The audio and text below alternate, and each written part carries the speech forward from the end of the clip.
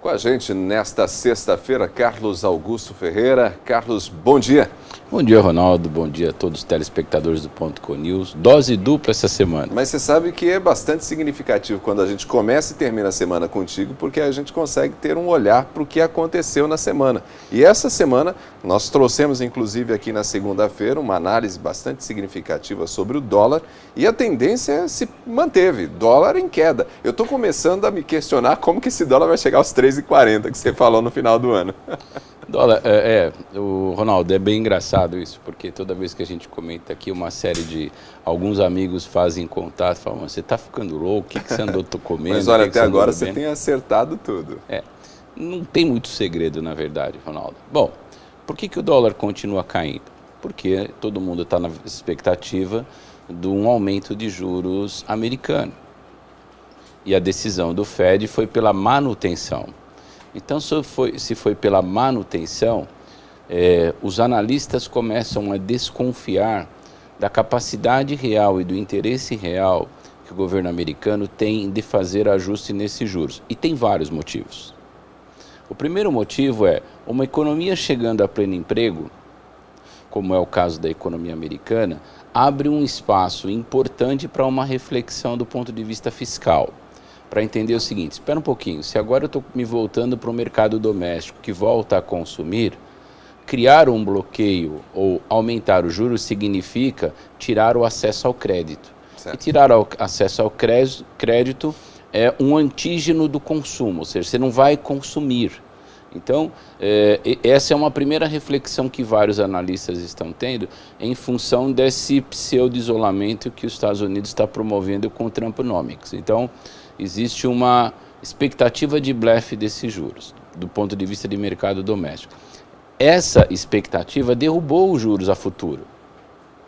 Mas esse é um fenômeno... Foi mantido ali, né, digamos, o Federal Reserve manteve, mas na verdade para os juros futuros houve uma queda. Se você olhar do ponto de vista de mercado externo, não houve absolutamente nada que derrubasse mais um bocadinho esse dólar em relação ao real. Não houve. Tá?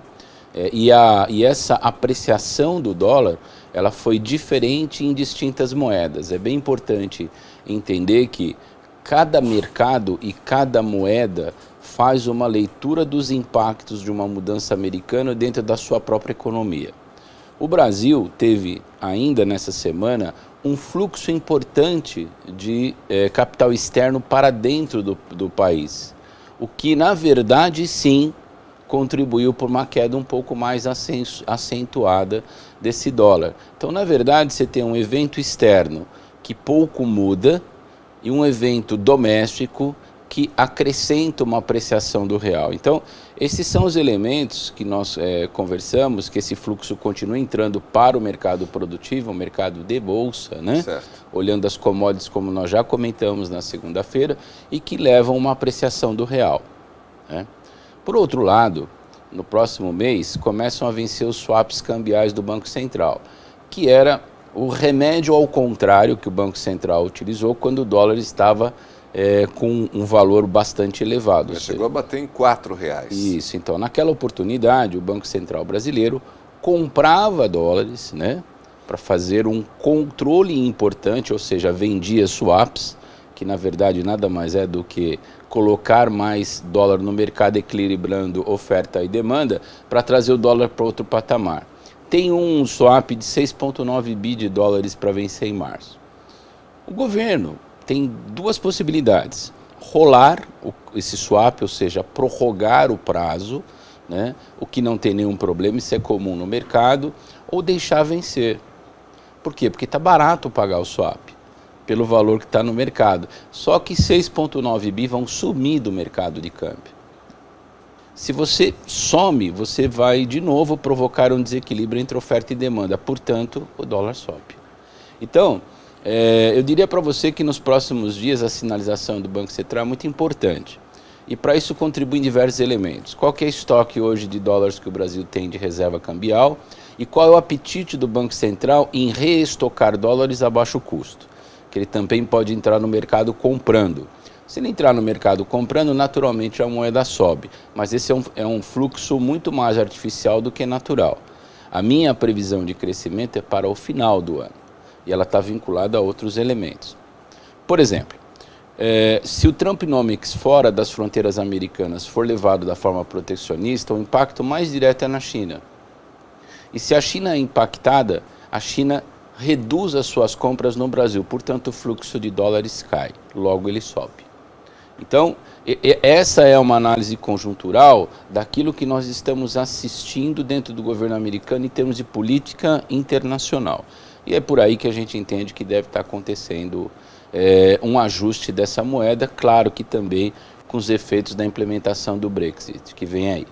Bom, antes de falar sobre esses ajustes que estão sendo feitos pelo Reino Unido, inclusive tivemos a publicação, né, das regras, dessa ruptura do Reino Unido com a União Europeia, eu quero aproveitar que já estamos falando de dólar e falamos sobre Bolsa no começo da semana e também fazer uma breve análise contigo do porquê da Bolsa nessa semana ter encolhido em relação ao mês de janeiro, inclusive, né? Nós não sei como a Bolsa vai reagir ainda nessa sexta-feira, ainda não foram abertos os trabalhos nesta sexta, mas nessa semana boa parte dos papéis, né, da Bovespa tiveram ali uma certa reação negativa, quase todos os dias fechou no negativo. Puxada muito, quase que exclusivamente por ações de banco, né? Enquanto alguns bancos que são menores e menos representativos apresentaram resultados gerenciais bastante superlativos, outros bancos, em especial, por exemplo, o Bradesco, apresentou um resultado não tão positivo. E a somatória desses papéis pesa no Ibovespa.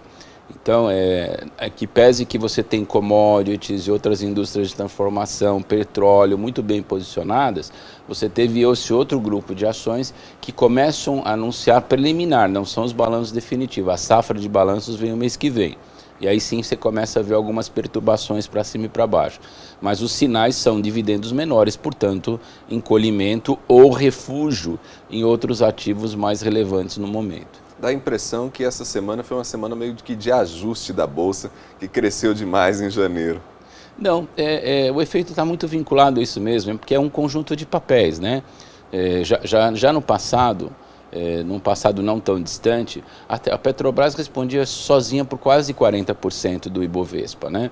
Hoje ela não representa tanto, portanto os outros papéis trazem uma perturbação importante quando há um resultado ou uma expectativa de resultado ruim. Isso é muito natural. O investidor hoje que está ali, ou os fundos de gestão, eles estão muito ressabiados, né? Porque está muito difícil conquistar o cliente que é investidor. Então, errar na mão ali pode ter uma perda importante de cliente. Então, eles estão sendo muito ágeis no movimento de reposicionar ativos para recompor ganhos. Isso é muito natural, é muito comum. Não se assustem, por isso que eu disse, Bolsa não é nada para curto prazo. Bolsa é para quem tem espírito 007. Frio, duro e com nervos de aço. Senão não consegue chegar lá, entendeu? Não dá conta, né? Não.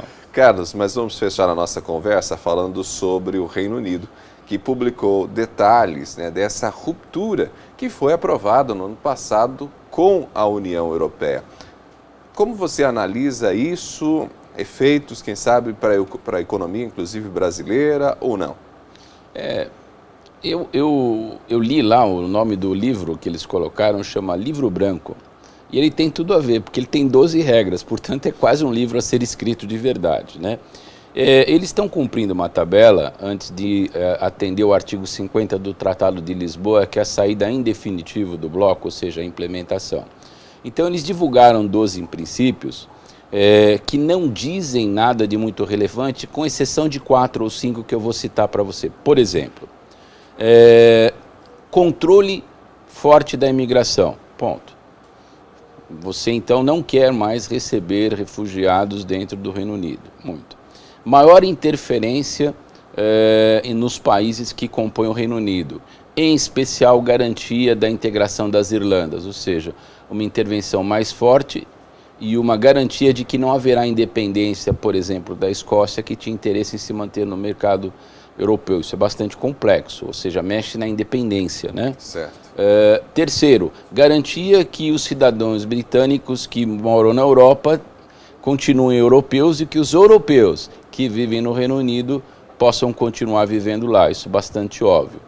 Garantia de tratados ambiciosos com a União Europeia e tratados com os demais países. Isso tudo me parece assim, do bloco europeu só quero o que é bom, entendeu? O resto que é carregar o piano fica aí com vocês que tá bom demais. Então, o Partido Trabalhista, que é o partido que se opõe à May, ele tomou uma posição bastante interessante. Fala, isso aqui foi entregue tardiamente e não diz nada. Na verdade, é muito mais uma carta de intenções do que uma regra operacional de como levar adiante. Até porque, por exemplo, dessa parte do só quero da União Europeia o que é bom, o que é ruim fica aí para vocês, vai depender, inclusive, da própria boa vontade das discussões com o bloco, né? Na verdade, assim, os princípios da separação, eles são soberanos. Então, ela vai se separar. É óbvio que existem vários interesses comerciais entre os distintos países com o Reino Unido. É óbvio que existe. Como também existe interesse de países de fora do Reino Unido em ter um acesso a novas regras ao Reino Unido pós-Brexit. Isso é óbvio que existe. Agora, precisa combinar com todo mundo, né? As pessoas precisam concordar. E quando eles colocam ambiciosos, significa nós vamos ganhar e você não.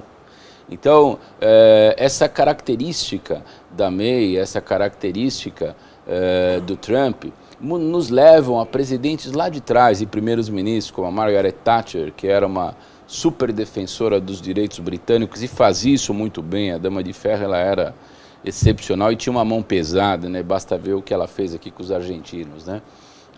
E o Ronald Reagan, que era um cara republicano duro, mas que protegia o mercado doméstico de forma firme. Na verdade, eu me sinto, e eu acho que não é muito diferente para pessoas acima de 50 como eu, de que nós estamos fazendo uma volta ao passado, né? A gente tem aí uma xenofobia bastante forte, né? Um modelo de fechamento, porém eu quero tirar benefício dos que estão de fora. Eu não sei o quanto, de verdade, isso vai tirar resultados práticos ou isso vai levar a um outro tipo de modelo de relacionamento entre os países. Eu acho que em breve a gente vai poder assistir. O que me deixa muito preocupado é que todo esse peso está caindo cada vez mais forte nas costas da Alemanha, porque é ela que carrega o que sobrou aí sozinha. E eu não sei até onde a Angela Merkel vai conseguir manter aí aquele bem-estar do povo alemão, sendo uma política e uma governante tão aberta e tão europeia. Eu diria que hoje ela é a mais europeia de todos os políticos da Europa, porque ela tem uma visão integrada e ela preserva o bloco, mas ela está só, essa é a grande verdade. Então, pode ser que a gente veja aí novos eixos se formando, é bom a gente observar. Eu só espero que esses eixos não acabem derivando para extremas direitas ou radicalismos, porque isso é o pior que pode acontecer em qualquer momento no país e no mundo, né? Carlos, muito obrigado. Foi um prazer, Ronaldo. Eu estou sempre aqui à disposição para poder contribuir com vocês. Fiquem atentos ao dólar, não brinquem com bolsa e tenham um ótimo final de semana. Carlos Augusto Ferreira falou com a gente.